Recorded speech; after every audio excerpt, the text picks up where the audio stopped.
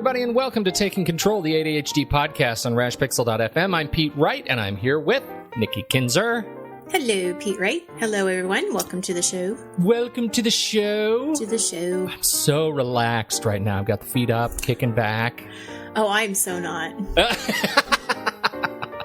Well, you got to earn it. Maybe you got to earn it. I don't know. I have a busy weekend ahead of me, so I'm not relaxed. Ooh, a busy weekend? That's no good. Well, it's like you're doing it wrong. No, it is because it's exciting. It's my daughter's birthday, so it's a very happy celebration. That's okay. There's just stuff to do today. Well, as promised, we are going to be talking about recharging and the importance of taking downtime and working downtime into your regimen, particularly when you're struggling with ADHD. But before we do that, you should head over to TakeControlADHD.com and get to know us a little bit better. Listen to the show right there on the website, subscribe to the mailing list, and find us on Twitter and Facebook at Take Control ADHD. You can call us, leave us a voicemail at 503-664-4ADD. Get your voice, your thoughts, your ideas on this show. We'd love to hear from you. Okay. First, actually, we have some follow-up. We do. Because people actually did what you just told them to do. I love that. Yeah, they called, they emailed. Well, they're giving us suggestions. It's awesome. I love these suggestions. I just love them. Which one would you like to start with? Well, I say let's start with the voicemail from Nancy. Okay. And I'll give you kind of a brief introduction to it. And then if you want to talk about the email from Suzanne, I think that would be fabulous. I would love to do that. Okay, great. So we received an email from Nancy following up on the Focus follow-up show. And she had a couple of different ideas on how to use timers. And so I thought they were fabulous. One is, I won't go into it. You can listen to it. But the first tip was really focused around the morning routine and what she does to kind of keep her and her children on schedule and focused during the mornings. And then the second piece was how she uses a timer to tackle those chores around the house that are boring. So I thought that was really a great suggestion. And so I just, again, want to say thank you for calling in. We really appreciate we appreciate hearing from you what people are doing and what's working, I think is great. Absolutely. And so here we go. This is Nancy. I have two things that I need to do to just keep me going. And whether you're diagnosed with ADD, ADHD, whatever it is, or just are a busy mom, and sometimes I just don't even know the difference, I think this is helpful. At least it helps me. I have a child that is completely my responsibility to get going in the morning. She's special needs, and it is very easy for me to just lose my track of what I'm doing with her in the mornings. I set a timer when I've started getting her going every 5 minutes, just to make sure that I am continuing to pay attention to what I'm doing.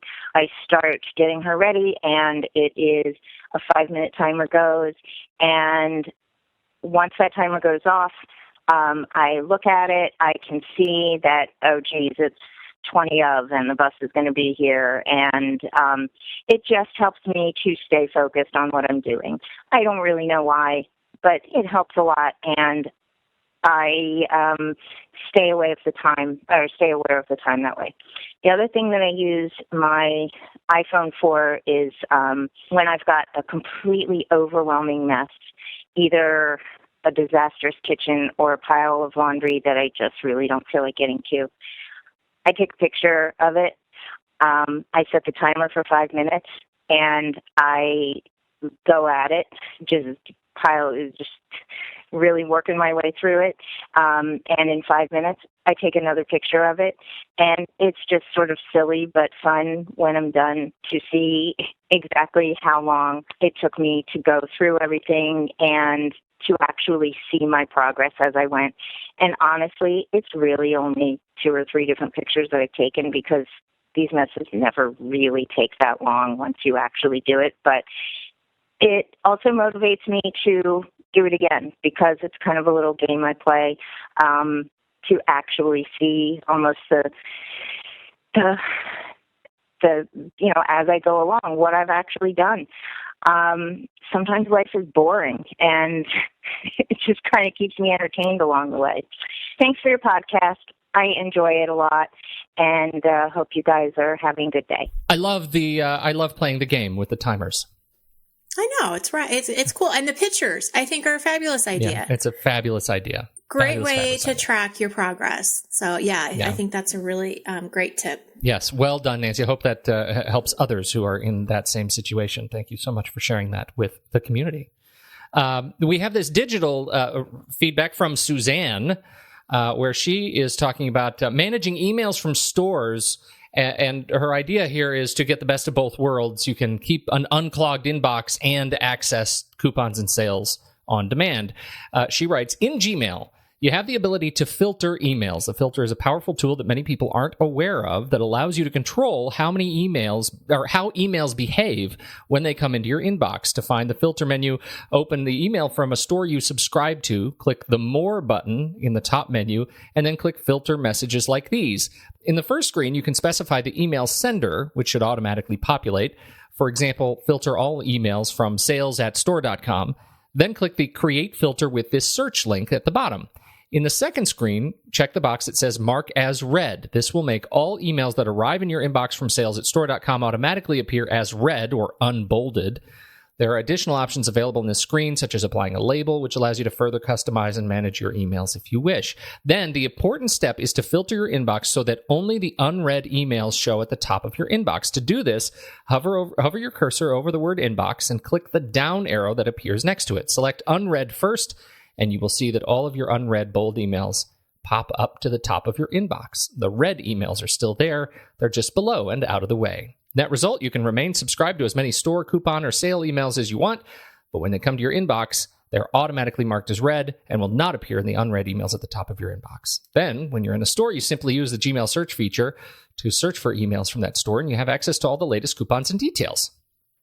So that is from Suzanne. Thank you so much for writing. I think it's a great tip, and I think that it is particular, and I've said this before, I think it is our responsibility as users to become intimately aware of how filters and notifications work. And I think this is a great example. I would add, for me, I don't like having these emails in my inbox, read or unread, because I'm an inbox zero guy, right? I like to have my inbox clear at the end of the day. I don't want anything in it. And when I get out of control, it's because I have too much noise in my inbox. So for me, I would modify, Suzanne's concept here, and I would just say, move them out of my inbox. Either create a custom label that moves them out of the inbox so that I can click on that label in Gmail and get into it as when I need to. I do not want to see those things in my inbox ever, ever, ever. I feel like it's just filthy, dirty stuff, and it keeps me from getting stuff done. So, but her instructions are great, and in fact, we'll go ahead and post her email in the show notes for this show, so you can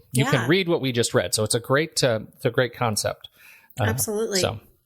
Very good. Very well, good. And filter those filters. That is something I definitely need to become more familiar with, because I think it would probably save me some time and frustration of getting all that stuff coming in all the time. Well, it is, particularly if you use Gmail on the web. Now, I would add, I don't use Gmail on the web, even though my email addresses are all Gmail addresses. I use a third-party email client, and so that in there, they're not called filters, they're called rules, and you kind of have to invest in learning how the email client uses rules to filter. You can still do everything that Suzanne said. Like, I could go and set up rules and filters in Gmail on the website that would then automatically apply to my third-party client, or I can set up rules in my third-party client that apply after Gmail has already processed them. So it can get confusing, but you really do have to learn the system that you're using to make best use of it here. So that's it.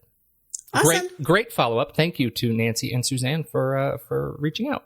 Yes. So I'm going to pretend now that I don't have a lot to do and that I'm going on vacation, which will happen here in a couple weeks. So yes. I'm going to jump ahead and go there. What do you think? I think that's great. Let's just see if that works. Okay. All right. Well, I did a little research on this topic of recharging, and so what I did is I wanted to find out why vacation is good for you. Okay. Yeah. And so I actually found a couple of different articles that I thought were interesting. And again, we'll post these on the show notes too, so you can read the full articles. But there's one particular one from National Geographic that had some statistics that I thought were really interesting, that only 14% of Americans will take vacation of 2 weeks or more this year. The standard holiday in the U.S. is now down to a long weekend. Ugh. Isn't that crazy? It's so hard to hear. It is. It is. And then there was another article that was talking about that Americans are frightened of taking time off work for vacation. A survey by the U.S. Travel Association found that 4 out of 10 Americans aren't going to take all of their vacation days. Why? Because they're not exactly enthusiastic about the work they're going to find on their desk when they return. Now, I know just from talking to some of my own clients that people not only fear coming back, but they really dread the week before vacation. Trying to get everything done and in place before leaving is also an extremely stressful time. So it really doesn't make sense. It's like you're so stressed out before you go, and then you go, and then you're stressed out when you come back. Yeah, right. It's crazy. It's a funny thing, too, because, I think we, when we're talking specifically about work, right? Yeah. I think and I think this is a uniquely American thing. I'm not sure. It's not good. This is not a good American thing. Or maybe it's a Western thing. I don't know I don't know. But I think we overestimate our own importance in our jobs, right? That we go to work every day and we think that if we don't go to work, that somehow something will fall through the cracks to the point where the world will stop spinning. And by and large, that is not reality, right? Some way, shape, or form. And maybe the fear is slightly more nuanced than that. Maybe the fear is that, and I know when I worked at a big company, it was there was this sort of lingering back of the mind fear that if I go away and I truly hand off my job to somebody else to do for 2 weeks, that when I come back, they will either have discovered something that I've been doing wrong, right? That's the fear of the imposter's fear, right? Is that I'm somehow a fraud. Yeah, absolutely. Or they will have changed the way I do things as a result of my absence, and I'll either have to learn some new stupid system that I didn't like in the first place, or I'll have to work to change everything back. Like something will have been changed. And that is an additional kind of back of the mind stress that you just don't want to deal with. So it's easier not to take a vacation at all. Well, and it's interesting that you brought the imposter syndrome up, because this was a discussion that I had just in the last month or so with one of my group coaching groups, and that came up. And that was the reason that they feared, is that, are they going to find out I'm some kind of fraud, which of course they're not. But it is that fear of, did I miss something and they're going to find out what I missed. And, what was really interesting is when we were kind of talking it through of what do you really need to do? What are the priorities? What's really important? I asked, actually, I didn't even ask. One of the group members asked, the person that was dealing with this at the time, have you talked to your coworkers? Have you talked to your boss to find out what they think is important? And she said, no, I hadn't yet. And I think it's a really good point, is we may think all this stuff is necessary, but when you actually ask the source, they're like, no, you don't need to do this. We can do it when you get back. The importance isn't as important as you think it might be. And I think you'd be surprised that most coworkers and bosses want you to go on vacation. They want you to take the time off, not worrying about work. And so they want to help you out. And so, yeah, I think, good. Were you in that call and I just didn't know? No, I wish I were that lucky. Yeah, because that was a discussion. That's pretty funny. Yeah. I actually, part of it got me thinking about it, because we got a tip from a listener related to this just this morning. We did. I didn't see it. Well, Where did it come from? It came directly to me from friend of the show, Jordan Gamble, who is a listener and kind submitter of awesome things occasionally. And this is one of the things that he pointed to was an episode of a podcast called Hack Your Inner Genius, on the Art of Charm podcast, which is an interview with Judah Pollack. And part of it is about, relaxing and unplugging, but he does mention this, the stress that comes from imposter syndrome. So it's been on the brain. I think it's in the collective conscience.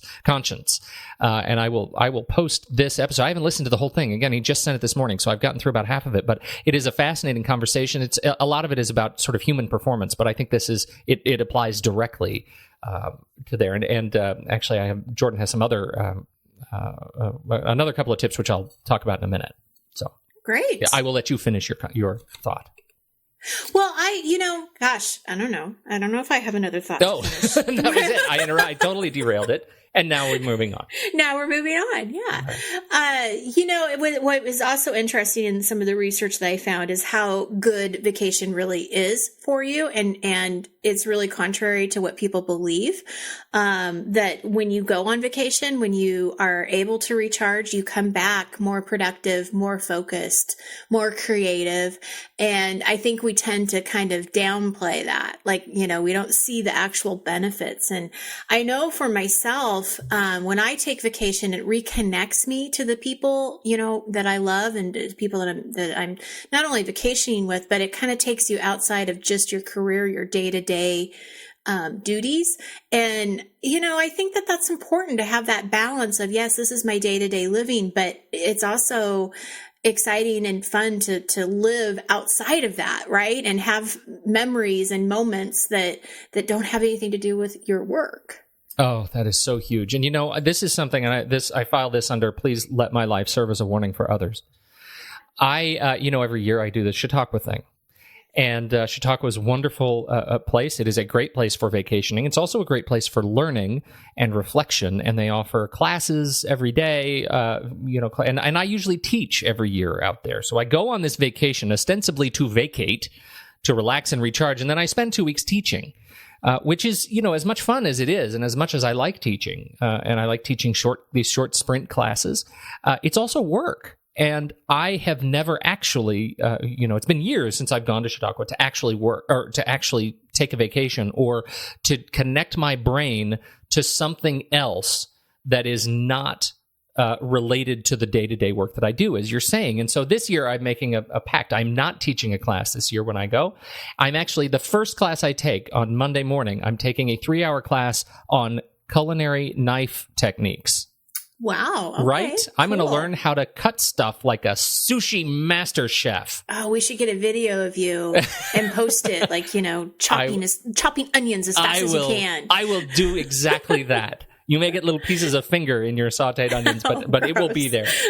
I'm very excited about it because I feel like I'm going into it with intention. And I think that is a lesson for me that I haven't learned very well, which is to be very intentional about my relaxation, about my, and I have a resource I would like to share. It's a woman that I am deeply enamored with, and she's a healer and kind of just a nurturing spirit at the Spirit Heal Institute. Her name is Sarah Weiss, and she offers a series of grounding meditations, and her voice is incredible. I mean, you want her to read you bedtime stories at night. She's just got a wonderful voice, and she has 2 free grounding meditations where you put on your headphones, and she walks you through this space of understanding how to ground yourself, right? How to slow down, how to clear your mind, how to pay attention to your feet, how to really understand, your breathing and the way you are relating with space. It sounds a little bit hooey, like when I say it, but it is super important and super useful, particularly if you don't know how to do this yourself, if you don't really know how to slow down. And in my conversations with Sarah, I've interviewed her before, and in my conversations with Sarah, her statement is, we as Americans are really bad at relaxing. We don't know how to do it.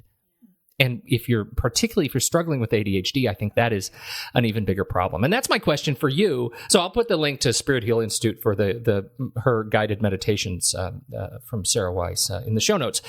My question for you is, when you're relating with your clients, how is their experience with ADHD different when it comes to relaxing and embracing downtime? Oh, I think it's stopping their brain from thinking and going a million miles an hour, right? And I think that what you just explained with the meditation could be a really good tool to use, really at the beginning of your vacation, because you really do need to expect that it's going to take a couple more, probably more days for you to really get to that place of peace, than it would probably with somebody that doesn't have ADHD, just the way that your brain is wired. And so that might actually, I'm glad you brought that up, because that might be a really good way of really opening yourself to that vacation and being open to relaxing and recharging and trying to fight all of the busyness in the head. Well, I think it is. And that gets to my experience, which is, I go on a 2-week vacation and I really have the greatest intention to actually vacate, but it takes me 4 or 5 days to get work out of my head. And so then I have, 3 or 4 days where it's essentially a long weekend, right in the middle, where I'm actually able to clear my mind. But then it's, come Tuesday, Wednesday of the following week, and I'm starting to think about all the stress of work to come again. And now I've effectively had a 3-day vacation sandwiched between really stressful days where I'm not working because I'm not supposed to work, but all I can think about is work. Well, and I think there is a statistic, maybe in even one of the articles that we're going to post, that it states that you should have at least 2 weeks. And I was even told recently that it should really be 3 weeks in a row. That's just tough, though, in the way that our society has built vacations in the workplace. Most people get maybe 2 or 3 weeks of vacation per year, but they don't. I mean, rarely, when I was in the traditional workplace, rarely did anybody ever take those consecutively, unless they were leaving the country. It was like you had to leave the country to take 2 weeks off. Isn't that says loads in itself? Yeah. So anyway, you bring up a good point. I mean, I think that that's a real reality that you have to think about. One of my suggestions and something that I learned from the research that I did, and just what I would suggest anyway too, is picking the right vacation, for you. And what I mean by that is, I remember talking to somebody about their vacation. It was a client, and they were like, I'm not going to sit and just read a book. Like, I can't do that. And so I think it's really beneficial to I don't know, maybe think about a little bit more about what it is that you need out of vacation.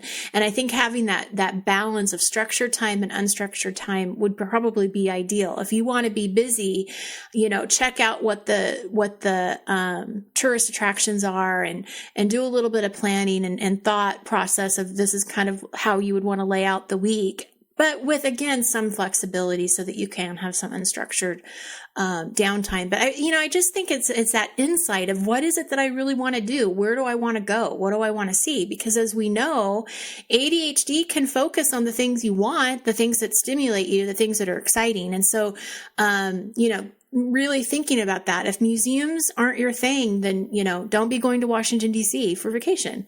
Yeah, right? Yeah, right. I think you're bringing up an interesting point to me, and it sort of underlies my intention to take a knife class rather than a writing and podcasting class while I'm on vacation. Yeah. But there is another thing in this article that I mentioned, the Judah Pollack interview from Jordan, that talks about the power of associative thinking. Are you familiar with the concept of associative thinking? Associative thinking is, this is from the podcast write-up, which I think is a good enough description of it. Associative thinking is when you take two or more things that aren't ordinarily put together and understand, or at least strive to understand, how they share a connection. It's not something that comes naturally to those of us who grew up in the Western world. We are geared to be on task toward a specific job at hand, and nowadays we're more busy and goal-oriented as a society than ever. That gets to one of my concerns about, struggling to be on vacation. It's that when I'm dealing with trying to clear my mind, it's usually because I'm fighting hyperfocus, right? Which is where I'm thinking about just one thing all the time, and I'm only thinking about that one thing, and I'm not working to strive toward associative thinking, to make these connections between two discrete bodies of understanding and figure out how they relate to my life. And I think taking a vacation really helps me to do that, and really to explore some things that are outside of my normal body of understanding in my normal day-to-day work. And I think that can be, even if you're busy, that doesn't necessarily, if you're busy doing new things and introducing yourself to new ideas, that doesn't necessarily mean that you're not recharging at the same time. I think that can be a really energizing and building and growing kind of a concept. I agree. One other thing I would want to add to I have 2 points actually that I would want to add to this conversation. One of the things that I see clients struggle with when they are either planning a vacation or even going on a business trip is that packing piece can be very stressful if they're waiting to the last minute to pack, and then they forget something, or they're afraid that they're going to forget something. And so, this is just something to think about before you go on your next vacation, is what can you do to prepare for that a little sooner so everything's not the last minute.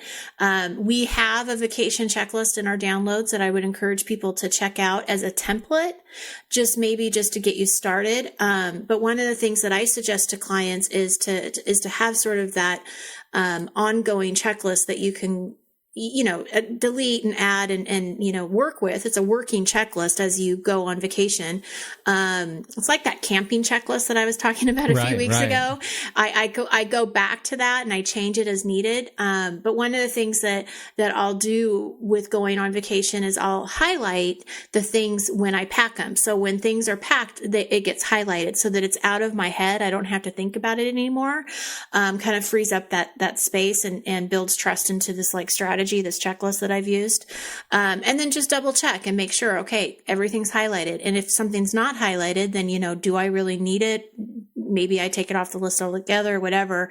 But really just getting in the mode of what can I prepare and do now, so that I'm not, waiting to the last minute. And we need those reminders. The worst thing you can do is try to keep it all in your head. That's the truth. Yeah. So that's that point. And then, my last point, and then anything else you have to add, Pete, is not to forget to take care of yourself when you're on vacation, because your ADHD doesn't go away. And so, we've talked in the past about exercise and eating healthy, and all of these things are so important to you to manage your ADHD. They still are, even when you're on vacation, and you want to feel good when you're on vacation. And so the best way to do that is just to make sure you still get your exercise in. Maybe it's not the same exercise routine as you do at home, but get that walk, get a walk in, whatever, try to get a good night's sleep. I know I'm terrible at this, but you go on vacation. I can eat anything. Oh. I can drink as much as I want. I totally understand that mentality. But this is just something, it's just a reminder that, it's still just as important for you to take care of yourself on vacation as it is outside of vacation. Absolutely. I think to tee off onto another bit of research that Jordan sent along in his email. And it's a very brief point, and it links to a study which we'll put in the show notes from the Stanford Woods Institute for the Environment. Stanford research finds mental health prescription is nature. When you take care of yourself, go for walks in the woods, find nature. And here's the upshot. In this study, 2 groups of participants walked for 90 minutes, one in a grassland area scattered with oak trees and shrubs, the other along a traffic-heavy 4-lane roadway. Before and after, the researchers measured heart and respiration rates, performed brain scans, and had participants fill out questionnaires. The researchers found little difference in physiological conditions, but marked changes in the brain. Neural activity in the subgenual prefrontal cortex, a brain region active during rumination, repetitive thought focused on negative emotions, decreased among participants who walked in nature versus those who walked in an urban environment. Or on their treadmill. That's exactly right. That actually brings up a really good point, because I think, okay, well, I could easily do my exercise, in the home, or should I just go outside and take the dog for a walk and make it a little bit harder? I mean, that's you have a convincing argument there. It's blame Stanford. Yeah. There you go. So that's Good it. Stuff. This is great stuff. We have lots and lots of links to share in the show notes and in the podcast notes. So make sure you head over to the website, Take Control ADHD, and look them up. This is, I don't even know, what episode is this? This is 214. 214. Seriously? Yes. You can jump to takecontroladhd.com/podcast/214. and jump straight to this show. How easy is that? Pretty easy. Pretty easy. Mm-hmm. That's it. Thank you, Nikki Kinzer. Thank you, Pete Wright. We said last week that this was going to be our last episode before our own vacation, but we lied. It turns out we do have one more thing to say. We take full responsibility for taking that back. We take it back, and we're going to do one more episode before we both really officially go on vacation, because we don't have 3-week vacation. We have 2 weeks of vacation. And so we're going to do one more thing next week. We're going to answer a big question. What is getting organized just enough? We opened the question last week, and we didn't really answer it. And so we got a great question from, this was somebody in your group, right? Yes. Yes, somebody in your group asked this question, and we're going to answer it next week. So join us then. Thanks, everybody. We'll see you next time on Taking Control, the ADHD podcast.